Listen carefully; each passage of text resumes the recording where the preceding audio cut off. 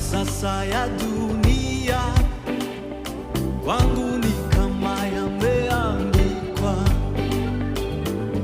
yaliyokuwa faida na yahesabu kama hasara. Sikiliza dunia, ujue kwamba mimi si wako. Sikiliza dunia,